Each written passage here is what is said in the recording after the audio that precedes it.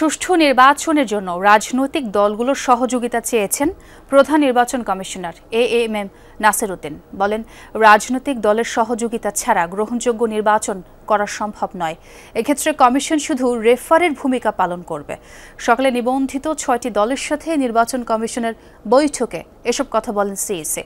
ত্রয়োদশ জাতীয় সংসদ নির্বাচনের প্রস্তুতি নিতে নিবন্ধিত ৬টি দলের সাথে আলোচনার মধ্য দিয়ে রাজনৈতিক দলগুলোর সাথে সংলাপ শুরু করেছে নির্বাচন কমিশন। বৈঠকে সিইসি আরও জানান, ৫৪টি নিবন্ধিত দলই ইসির কাছে সমান, কেউ ছোট বা বড় নয়। জানান, বিভিন্ন রাজনৈতিক দল থেকে লিখিত মতামত পেয়েছে ইসি।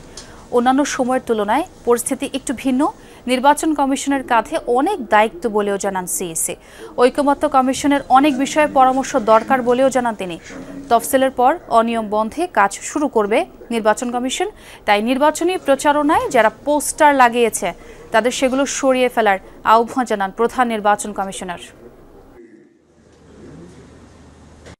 আপনাদের সহযোগিতা ছাড়া রেফারির কাজ করা বড় মুশকিল, সুষ্ঠুভাবে খেলা পরিচালনা করা মুশকিল।